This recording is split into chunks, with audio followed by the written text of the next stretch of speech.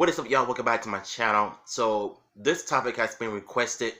Writing tips. What is the five man band archetype? Now, I never really seen these videos, so this is my first time watching it. So like I said, this one has been requested. So Instagram, Twitter, original video will be down below. So let's hop into it. Welcome to another episode of Writing Tips, where I break down tropes and archetypes from your favorite stories in the hopes that you can learn a little bit more about writing. Today, we're looking at the five-man band archetype.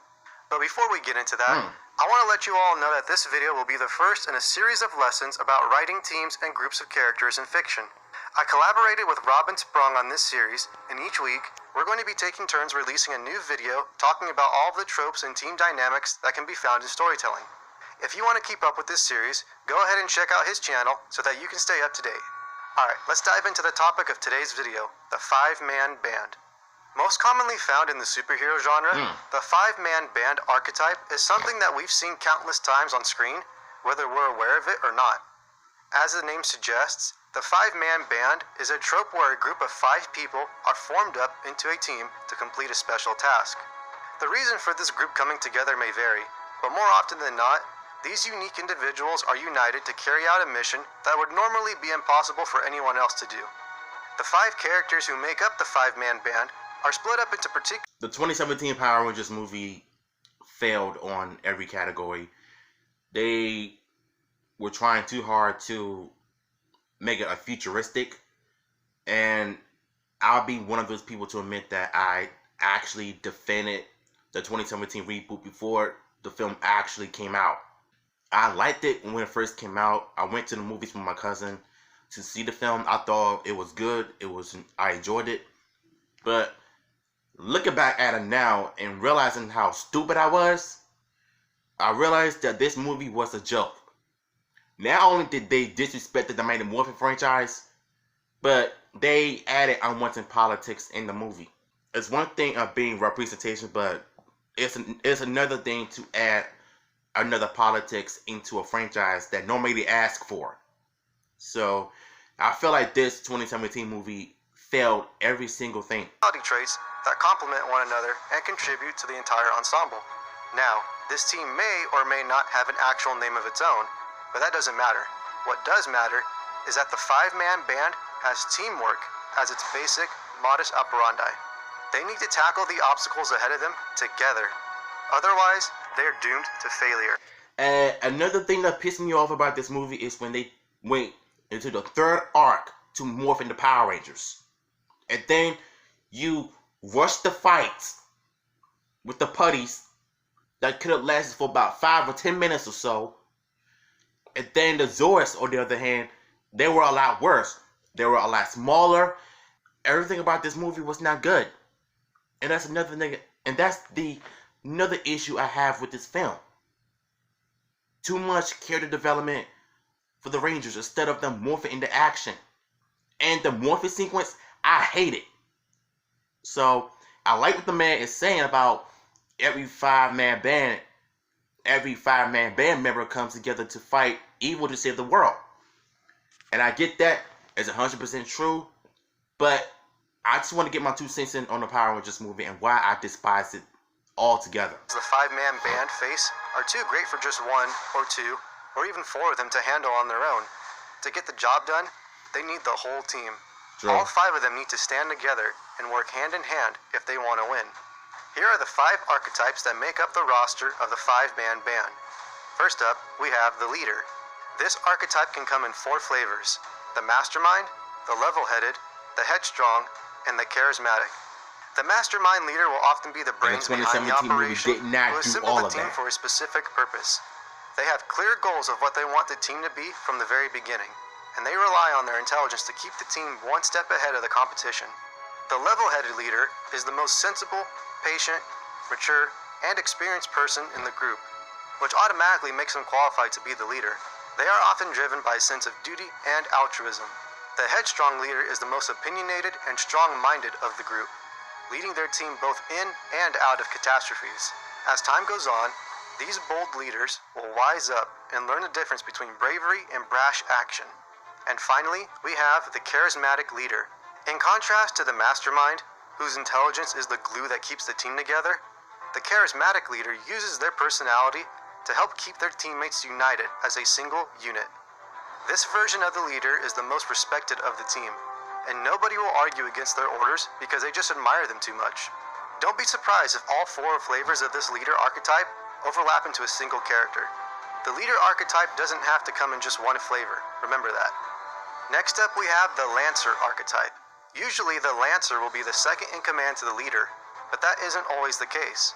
What is guaranteed though, is that the Lancer will be the complete opposite of the leader. If the leader is a young and optimistic rookie, expect the Lancer to be an old and grizzled veteran. If the leader is a popular and extroverted jock, then the Lancer will be a quiet and introverted goth girl. The Lancer will always be the foil to the leader, and this will sometimes cause him to butt heads, but at the end of the day, the Lancer will always come around and pledge their full support to their leader. The smart guy is the intellectual on the team, who is always focused on science, technology, and engineering. They'll be the one who is always building and repairing stuff for the team, sometimes even making cool gadgets for them. The smart guy is usually part of a little guy, big buddy duo with the big guy archetype, making them the odd couple. Which brings us to our next team member, the big guy. They're the muscle of the team, preferring to overcome obstacles using brawn rather than brains. They're the powerhouses who specialize in physical strength, and it's not uncommon for them to use big heavy weapons like axes, hammers, bazookas, or miniguns. The 5th member of the 5-man band can come in one of 2 tropes, the chick or the heart. The chick is the gentle peacekeeper who is always trying to balance out the rest of the team's clashing personalities. They're the mother hen and mediator of the group. As suggested, this role is predominantly played by a female character. And then there's the heart. They're the emotional core of the team, being the most gentle and vulnerable of the group. Even if the team is constantly at each other's throats, that is kind of true for what he's saying though. And in return, so I can't the front heart on that will one. always help keep their friends together by being the team's mascot and uplifting everyone's spirits. Now sometimes there are exceptions to the 5-person roster of the 5-man band, and you can add a 6th member to the team.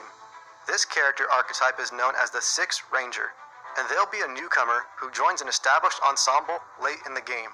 Yeah. As a fun little side note, Tommy, the Green Ranger, from Mighty Morphin Power Rangers, is the namesake for this trope. Examples of the 5-man band can be found littered all over the superhero genre. Let's take a look at a few of them. With the first Avengers movie, you have Captain America embodying all 4 types of the leader archetype, while Iron Man contrasts him as the Lancer. The Hulk is the smart guy, Thor is the big guy, Black Widow is the chick, and they are later joined by Hawkeye, who is the 6th Ranger. And in most versions... Looking back at the first Avengers movie, I never even thought about that. You know, I originally thought that it was already like 7 members, but I never even thought about the way he broke it down. So I like what he did there. Being the Charismatic Leader, Batman as the Lancer, and Wonder Woman as the chick. The roles of the smart guy, big guy, and 6th Ranger are constantly rearranged and reassigned in every iteration of the team. Sometimes Aquaman is the 6th Ranger, and other times he's the big guy. The Flash can either be the smart guy or the heart, depending on who else is on the team. Nah, I don't agree. Lantern The Flash is more like a comic relief character. But Cyborg is another character who alternates between being the big guy and the smart guy.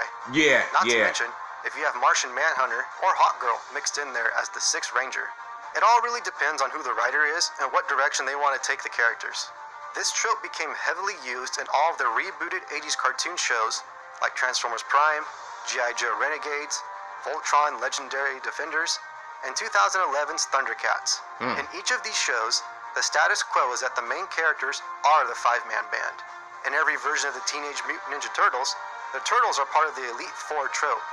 But when April O'Neil joins up with them, she becomes the chick, and her presence elevates the group to the 5-man band status. If Casey Jones tags along, then he becomes the 6th Ranger. In the A-Team, you have Hannibal as the mastermind leader, Face as the Lancer, Murdoch as the smart guy, B.A. as the big guy, and Amy as the chick. In Guardians of the Galaxy, Peter Quill, aka Star-Lord, is the headstrong leader, while Gamora is the Lancer, Rocket Raccoon is the smart guy, Drax the Destroyer is the big guy, Groot is the heart, and Mantis later joins the squad as the 6th Ranger. And as our final example, we have the main cast from the original Star Wars trilogy. Luke Skywalker is the GOAT. hopeful, charismatic leader, while Han Solo is the snarky and cynical lancer. The droids share the role as the smart guy, Chewbacca is the big guy, Princess Leia is the chick, and Lando Calrissian later joins as the Sixth Ranger. If you I'm definitely going to be looking into more of this stuff. But yeah, getting back into the Power Rangers movie and the part where he says something about Jason being and having those types of leader traits, he doesn't have none of that in the 2017 film. He was more of like a coward, getting mad at Zordon for not, letting them become Rangers. Really threw me off a little bit. But if you taking Jason from the original TV show, the 1993 Made Him Morphin Power Rangers, he had all of that. The 2017 Jason did not.